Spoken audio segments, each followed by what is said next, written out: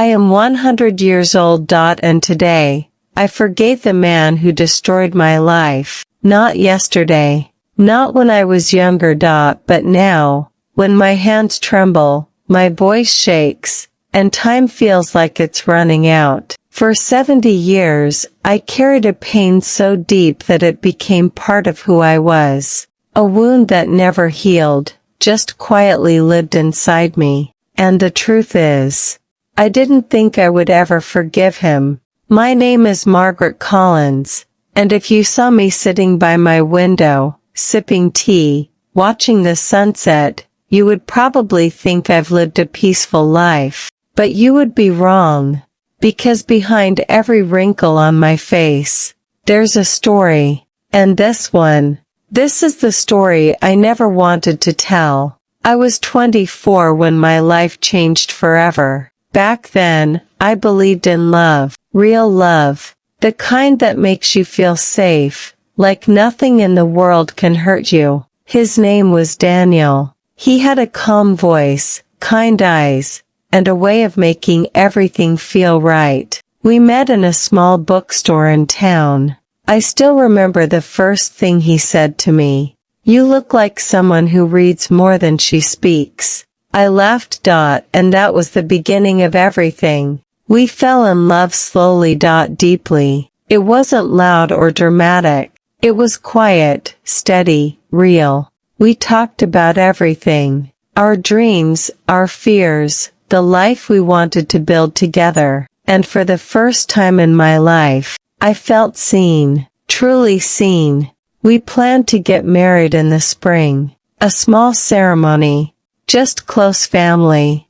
Nothing fancy. We didn't need much. Just each other. But life doesn't always care about your plans. There was another man. His name was Richard. He was powerful, respected, and obsessed. I didn't notice it at first. He would show up in places I went, try to start conversations, offer help I didn't ask for. I was polite but distant. I loved Daniel, and nothing was going to change that. But Richard didn't accept that. One night, everything changed. Daniel and I were walking home after dinner. The streets were quiet, the air was cold, and for a moment, everything felt perfect. And then, it happened. I heard footsteps behind us. Before I could even turn around, everything became chaos. Shouting, struggling, fear. I remember Daniel pushing me back, telling me to run. But I didn't. I couldn't. And then, I saw it. The moment that would stay with me for the rest of my life. Daniel fell to the ground. Silence. Cold, terrifying silence. And Richard, standing there, his face, empty, like nothing had happened. My world ended in that moment. The man I loved, gone, just like that. And the man who took him from me, walked away. He had power, influence, connections, the kind that makes the truth disappear. And that's exactly what happened. There was no justice, no closure, just silence, and pain. I stopped living after that. I existed, but I didn't live. Days turned into weeks, weeks into years. I married someone my family chose. I had children. I built a life that looked normal from the outside. But inside, I was still standing on that cold street, watching the love of my life disappear. I hated Richard. I hated him with everything I had, not just for what he did, but for the life he took from me, the future I never got to live, the happiness I never got to feel again. That hate, it became part of me. It kept me awake at night. It followed me into every moment of my life. Even when I smiled,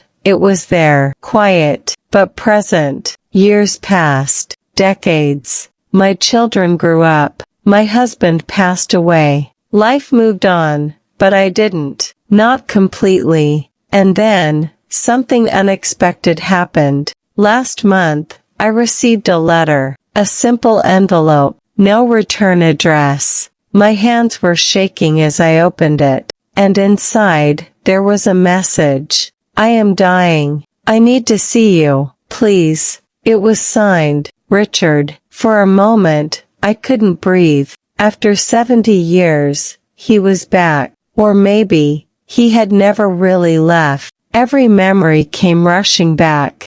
The pain, the anger, the loss. I wanted to throw the letter away, pretend I never saw it, but I couldn't. Something inside me, something I didn't understand, told me to go. When I walked into that hospital room, I almost didn't recognize him. The man who once felt so powerful, now looked weak, fragile. Time had taken everything from him. He looked at me, and for the first time, I saw something I had never seen before. Regret. Real regret. I don't expect forgiveness, he said, his voice barely a whisper. But I had to see you before I die. I stood there in silence. For years, I imagined this moment. I imagined screaming at him, telling him how much he ruined my life. But when the moment finally came, I felt something else.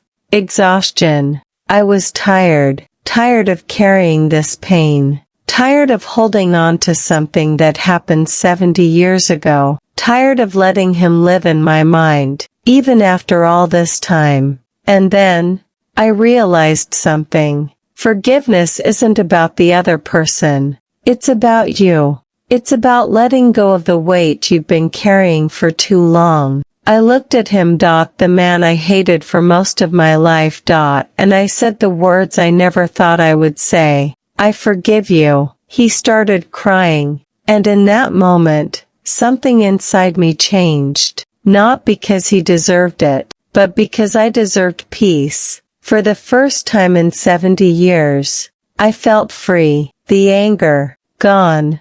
The pain, lighter.